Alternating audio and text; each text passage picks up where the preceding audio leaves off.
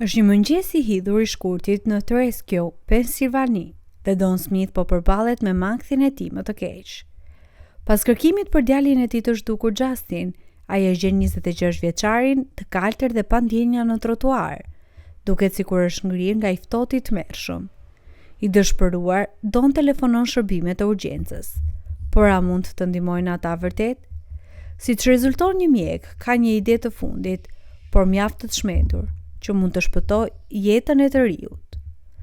Më pak se 12 orë para se të gjendej në tokë, Justin kishte qenë në sallën shoqërore lokale duke pirë birrë me miqtë e tij. Kur u përshëndet me të dashurit e tij dhe dolën në natën e ftohtë, askush nuk mund ta kishte menduar çfarë do të ndodhte. Pari se Justin ta kuptonte, temperaturat arktike kishin kapur në kthetrat e tyre vdekjeprurse. Në fakt, babai i tij e gjeti të nesërmen në mëngjes dhe ai kishte ngrirë plotësisht. Në atë gjendje, sytë e Justin duke sikur po shikonin pa jetë drejt qiellit.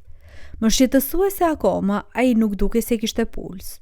Kështu, ndërsa lutej për një mrekulli, Don mbante trupin e djalit të tij, ndërsa priste ardhjen e shërbimeve të urgjencës. Më pas, kur përcaktua se asgjë nuk mund të bëjë për të riun, u thirr koroneri.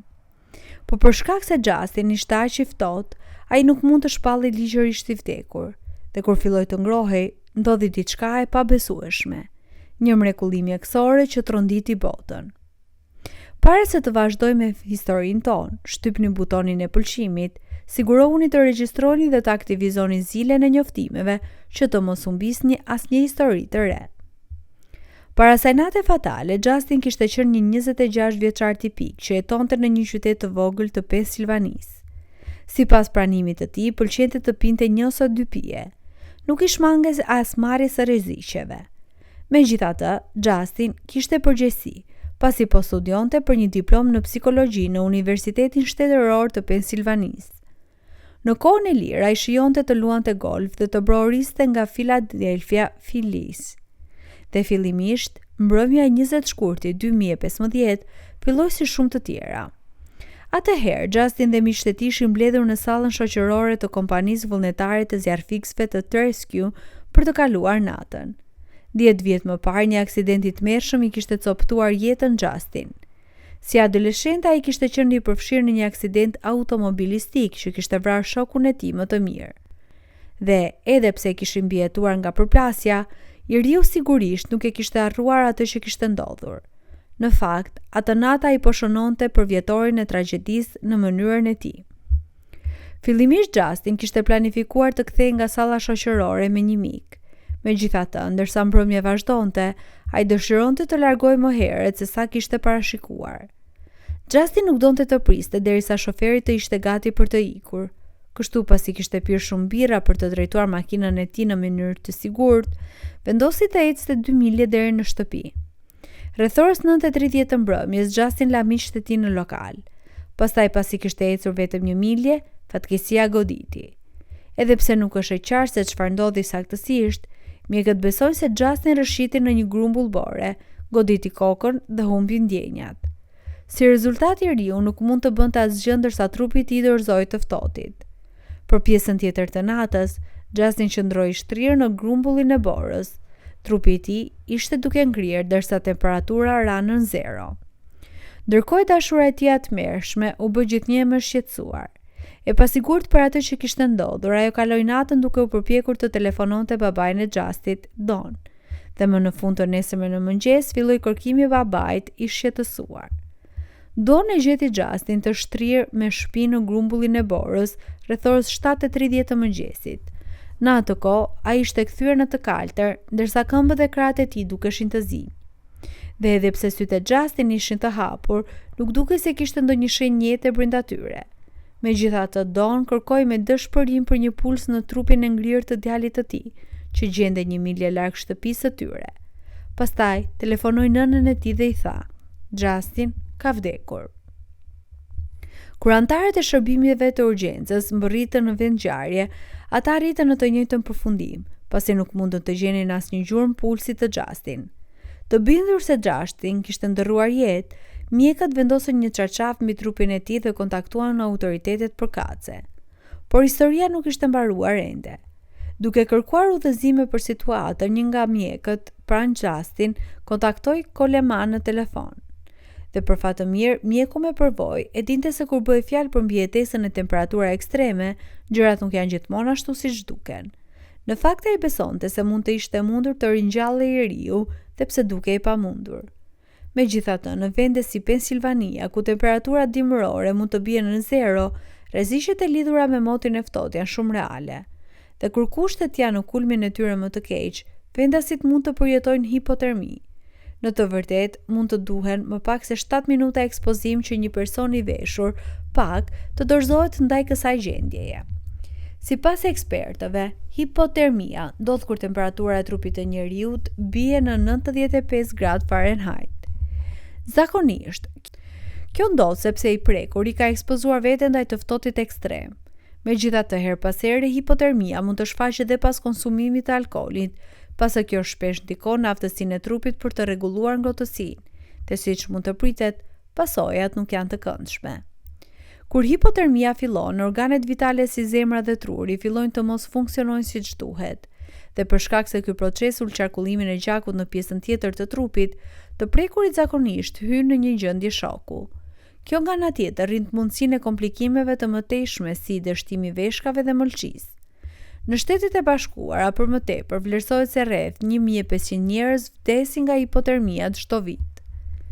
Megjithatë, trupi ka dy mekanizma kryesor mbrojtës kundër hipotermisë. Së pari, kur ajri i ftohtë godet, gjaku drejtohet brenda larg gjymtyrëve, duke krijuar një efekt izolues. Pastaj, kur temperatura fillon të bjerë, ne fillojmë të dridhemi, që është një mënyrë efektive për të gjeneruar nxehtësi. Megjithatë, ekspertët pajtojnë se mënyra më e mirë për të luftuar hipotermin është të sigurohemi që jemi të veshur siç duhet për motin. Në kushte ekstremisht të ftohta, kjo duhet të përfshijë një shtresë bazë që largon lagështinë, si dhe izolim dhe një veshje të jashtme rezistente ndaj erës. Me gjithë këto në mendje, duket sikur Justin kishte pak shanse kur doli në natën e ftohtë. Dhe duke pasur parasysh rrobat e tij të holla të rastësishme, si dhe alkooli në gjakun e tij, ndoshta nuk zjati shumë para se hipotermia të fillonte. Coleman e dinte se hipotermia mund të shpëtojë jetë duke ngadalësuar reaksionet kimike në trup. Dhe vendimtare, një zhvillim i tillë do të thotë se truri nuk ka nevojë për aq shumë oksigjen sa zakonisht, duke e bërë mbijetesën më të mundshme. Në fakt, fenomeni ka krijuar një lloj slogani që mjeku i ka përsëritur rrjetit shëndetësor. Lehigh Valley. Nuk je i vdekur derisa të jesh i ngrohtë dhe i vdekur, pretendoi ai. Pavarësisht mungesës së shenjave vitale të jetës, Coleman udhëzoi ata në vendngjarje të fillonin të kryenin CPR.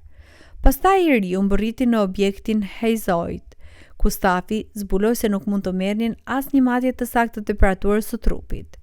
Megjithatë, për 2 orë punojësit u përpoqën pa u lodhur për të ringjallur Justin. Me Justin të lidhur me mbështetjet e jetës, punojësit e dhomës së urgjencës vazhduan CPR në trupin e tij të pajetë, dhe edhe pse ai filloi të ngrohej, mbeti pa përgjigje. Megjithatë, Coleman mori një vendim që dukej se sfidonte logjikën. Në vend që të ishte dorë nga Justin, ekipi do ta dërgonte me helikopter në një tjetër objekt. Kështu së shpejti, Justin ishte në rrugën e tij për në objektin Cedar Crest të spitalit Lehigh Valley, që ishte 18 minuta larg me helikopter.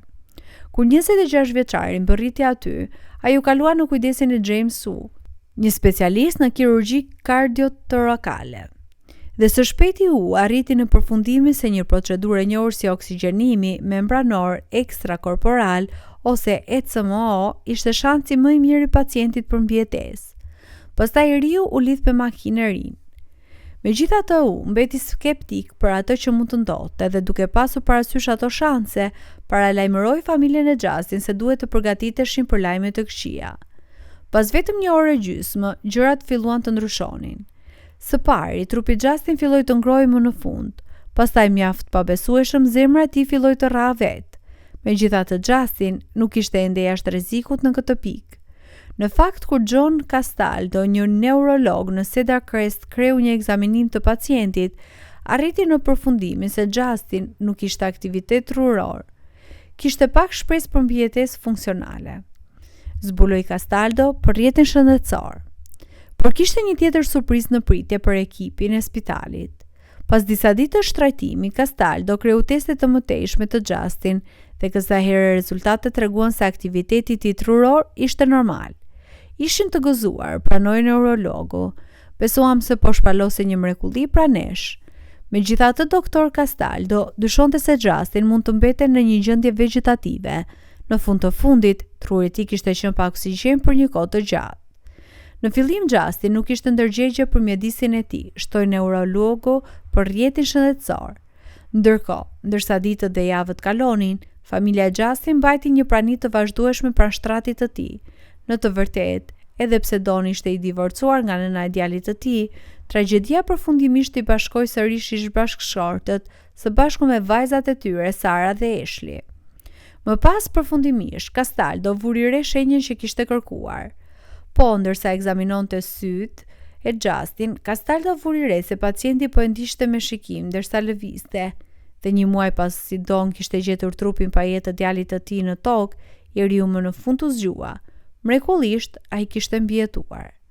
Megjithatë, ndërsa Justin ishte i ndërgjegjshëm, rruga drejt rikuperimit ishte e gjatë për shkak të ngritcave që kishte përjetuar. Për shembull, mjekët kishin qenë të detyruar të amputonin të gjitha gishtat e këmbëve të tij, si dhe gishtat e vegjël të dy duarve. Trupi i Justin nuk funksiononte as si më parë. Ishte vërtet e vështirë, i tha i BBC-s në 2018. Muskujt e mi ishin të ngrirë, duhet të mësoja përsëri bazat, si të lidhja këpucët dhe të laja dhëmbët. Justin shpejt kuptoi se ishte ndryshe dhe nga brenda. Truri im gjithashtu prek, ndërsa kujtimet e mia u kthyen ngadalë. Në fillim nuk mund të kujtoja asgjë nga vitet e mëparshme, tha ai. Në fakt deri sot ai e ka të vështirë të kujtojë ndonjë detaj rreth aksidentit që pothuajse i mori jetën. Për 3 muajt që pasuan, Justin u përqendrua në rikuperim, duke u zhvendosur gjatë asaj periudhe nga Cedar Crest në spitalin e riabilitimit Good Shepherd në Allentown, Pennsylvania, dhe përfundimisht filloi të kthehej te vetja e tij e vjetër. Pas një kohe ai mati mësoi të luante golf përsëri. Gjithashtu vazhdoi diplomën e tij në Penn State përmes mësimit online. Pastaj, një vit më vonë, Justin u kthye në spitalin Lehigh Valley për të falendëruar në mall njerëzit që i dhanë jetën e tij mbrapsht. Jam thjesht mirënjohës, deklaroi ai për gazetarët, ndërsa përqafonte infermierët dhe mjekët që nuk ishin hequr dorë kurrë. Unë jam dëshmia saj që mund të ndodhë kur njerëz të mrekullueshëm punojnë së bashku. Ndërkohë, Coleman beson se ka mësuar një mësim të vlefshëm përmes rikuperimit të mrekullisë së pacientit të tij. Ky rast më ka mësuar se ndonjëherë duhet të ndjekësh instiktin, shpjegoi ai dhe kur e gjithë logjika kërkon të kundërtën. Megjithatë, historia e Justin mund të shërbejë si një paralajmërim për ata që jetojnë në klimë më të ftohtë. Kur është ftohtë jashtë, gjithmonë vishuni mirë dhe mos merrni rreziqe.